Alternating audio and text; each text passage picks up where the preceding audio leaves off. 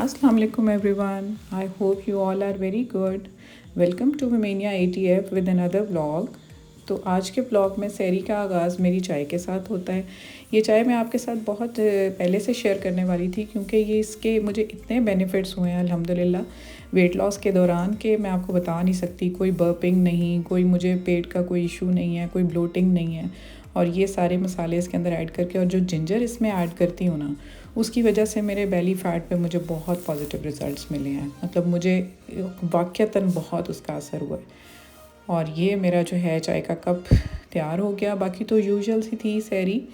मैंने जो है वो आलू के पराठे बनाए थे, तो मैंने कहा चलो आज मैं स्पेशली आपके साथ ये चाय का जो है शॉर्ट शेयर कर लेती हूँ ताकि आपको इससे कोई बेनिफिट हो सके। तो मैं रूटीन में ये चाय यूज़ करती हूँ।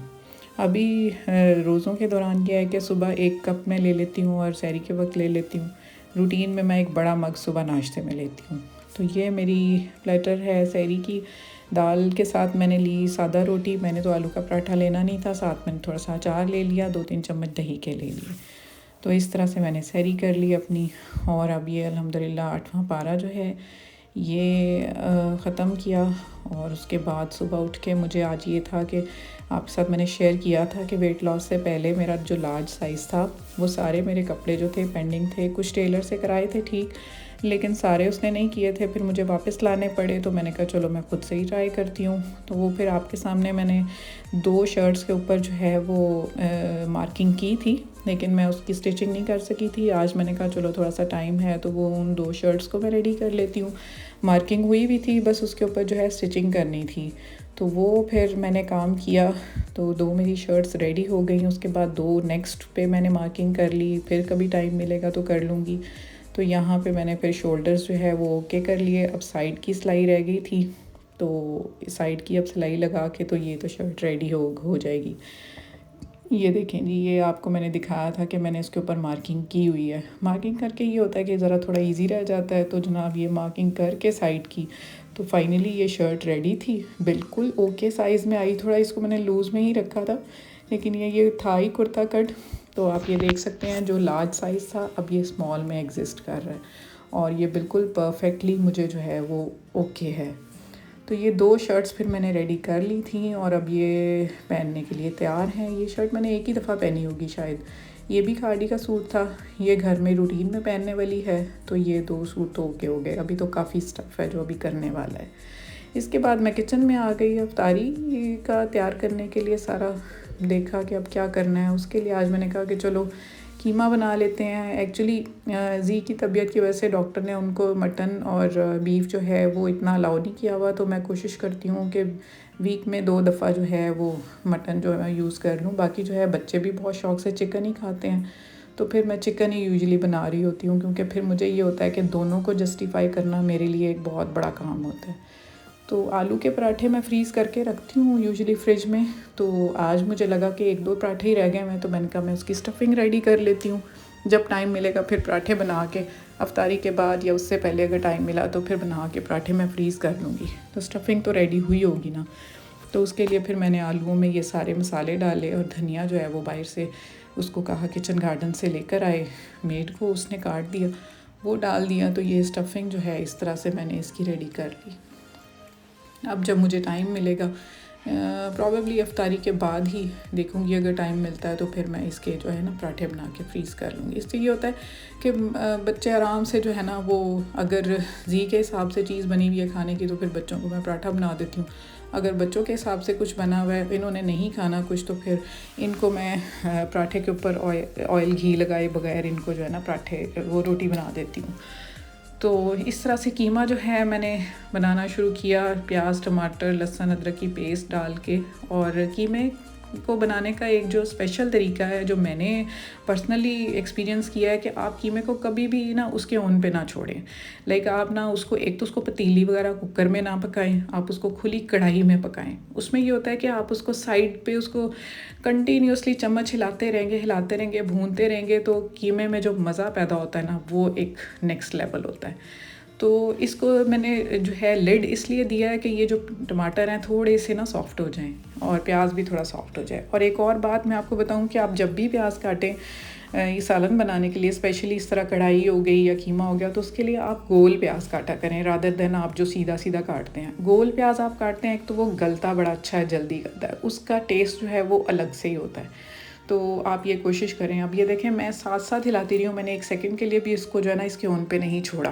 फिर उसके बाद इसमें मैं तो देसी घी यूज़ करती हूँ रूटीन में ही हांडी में, तो वो मैंने डाला। उसके बाद भी मैं कंटिन्यूसली चम्मच हिलाती रही, साइड से उसको पकाती रही। ये उसकी स्टीम निकलती रहेगी और वो अपनी स्टीम में ही पकेगा। जब वो पूरे तरीके से पक गया तो फिर उसके अंदर मैंने आलू डाल दिया। आलू मैं बिल्कुल मिनिमल से डालती हूँ क्योंकि किसी को इतने पसंद नहीं आते, लेकिन ये होता है कि मुझे भी ज़िद चढ़ी होती है कि मैंने भी आलू डाल के ही रहना होता है। तो जनाब इतना सा पानी डाल दिया आलू में कि बस उसके ना बस वो गल जाएं। तो देन फिर मैंने उसको अच्छे से भूना, अच्छे से उसको हिलाती रही और हिलाते हिलाते फिर उसके अंदर मैंने जो है वो चॉप्ड जिंजर भी डाल दिया, धनिया भी डाल दिया और हरी मिर्च भी डाल दी। उसके बाद फिर मैंने उसके ऊपर स्प्रिंग अनियंस डाल दिया और थोड़ा सा धनिया मैं बाद में डालती हूँ और जिंजर भी थोड़ा सा बाद में डालती हूँ, ताकि उसके अंदर जो है ना वो एक अरोमा बड़ा अच्छा जो है वो डेवलप हो जाता है, कुछ तो पकाते वक्त और कुछ जो है एंड पे।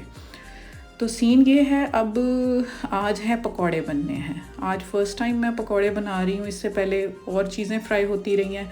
तो पकौड़ों में आज मेरा जहन था कि मैं चिकन डाल के एक नया जो है वो नई रेसिपी ट्राई करूँ, तो वो मैं आपके साथ शेयर कर रही हूँ। ये रूटीन में मैंने इसमें मसाले डाले हैं और प्याज जैसे मैंने आपको बताया कि मैं गोल काटती हूँ और स्पेशली पकौड़ों के लिए इस तरह का ये मोटा प्याज लिया और उसको गोल काटा।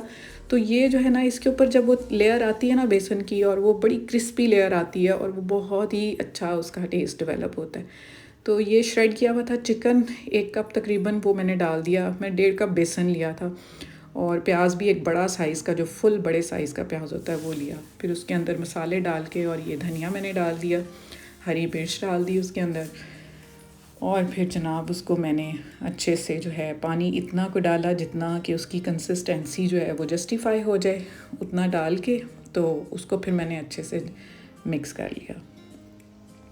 मिक्स करके जनाब उसको मैंने थोड़ी देर के लिए जो है, सोडा भी मैं डालती हूँ इसके अंदर एंड पे, क्योंकि सोडे को फिर डाल के मैं ज़्यादा देर इसको नहीं रहने देती, बिल्कुल एंड पे डालती हूँ, फिर उसको मैं थोड़ी देर रहने देती हूँ। तो मीनवाइल फिर मैंने फालसे का जूस ड्रिंक रेडी कर लिया, क्योंकि आज मेन्यू में मैंने कहा चलो थोड़ा सा ये ट्राई करते हैं। और जूस बनाने के बाद मैंने जो है पकौड़े फ्राई कर लिए। तो आप यकीन करें जो पकौड़ों का टेस्ट था ना वो नेक्स्ट लेवल टेस्ट था। सबको इतना पसंद आया कि लाइक जितने मैंने पकौड़े बनाए हुए थे ना, मुझे लग रहा था कि इतने मैं और बनाती तो वो भी ना बचते, लेकिन शुक्र है मैंने और नहीं बनाए, क्योंकि ये फ्राई चीज़ें ही खा खा के पेट भर जाना है और फिर जी भी अपना हाथ नहीं रोकते, उनके लिए मुझे ज़्यादा होता है कि उन्होंने फ्राई चीज़ें नहीं खानी होती। एनीवेज़ टेस्ट बहुत अच्छा था, जिसकी वजह से जो है सबको वो बहुत पसंद आए। और चीज़ें भी थी साथ, लेकिन मैंने आपको बताया ना कि वही चीज़ मैं शेयर करती हूँ जो कि थोड़ी नई बनाती हूँ, क्योंकि यूजुअली जो चीज़ें बन रही होती हैं उनको बार बार बताने का फ्री है कि वेस्टेज ऑफ टाइम है और फिर वीडियो भी ऐसे लंबी हो जाती है। तो साथ सैंडविचेस मैंने आपको इससे पिछले व्लॉग में सैंडविचेस की रेसिपी शेयर की भी है, उसकी थोड़ी स्टफिंग पड़ी हुई थी तो मैंने साथ सैंडविच बना लिए। और हरम को चीज़ बॉल्स पसंद है, ये भी रेसिपी मैं आपसे शेयर कर चुकी हूँ, ये भी पड़े हुए थे तो उसने कहा कि मेरे लिए कर दें, तो मैंने ये भी साथ फ्राई कर लिए। So the new thing was पकौड़े, चिकन पकौड़े एंड आलू कीमा, वो मैंने आपके साथ शेयर कर लिया। एंड दिस इज़ अल्हम्दुलिल्लाह फाइनल टेबल लुक। तो आज के लिए हमारा ये फाइनल प्रेजेंटेशन थी। ये मेरा प्लेटर था, इसके अंदर 2 पकौड़े और एक छोटा सा सैंडविच, फ्रूट थोड़ा सा, एक खजूर, और उसके साथ मैक्रोनी भी बनी हुई थी, वो 2 चम्मच, जस्ट 2 स्पून्स वो मैंने लिए। और ड्रिंक में था, मेरा भी फालसा जूस ही था, लेकिन उसमें मैंने बीटरूट ऐड कर लिया था अपने लिए। तो ये मेरा ड्रिंक था विदाउट शुगर, और इसमें मैंने चिया सीड्स भी ऐड किए हुए हैं। थोड़ा सा काला नमक डाल लिया था टेस्ट के लिए, और लेमन भी डाला था इसमें। जिंजर भी मैं डाल लेती होती हूँ लेकिन आज नहीं डाला। सो ये मेरा प्लेटर था। कुछ मुझे लगा कि आज जो है ना अफ्तारी थोड़ी सी मेरी ना यूजुअल इतनी नहीं होती, लेकिन आज हैवी हो गई है। तो मैंने क्या किया, डिनर में फिर मैंने ओट मील ले लिया अपना, उसमें थोड़ा सा पपाया काटा और बनाना, हाफ़ बनाना मैंने लिया। तो ये मेरा डिनर हो गया जी। तो इस तरह से मैंने ख़ुद को जस्टिफाई किया। यहीं पर व्लॉग का एंड करती हूँ। मिलते हैं इंशाल्लाह नेक्स्ट व्लॉग में। प्लीज़ प्लीज़ प्लीज़ सब्सक्राइब कीजिएगा, ना भूलिएगा। Stay fit and stay healthy. अपना बहुत ख्याल रखिएगा, दुआ में याद रखिएगा। अल्लाह हाफिज़।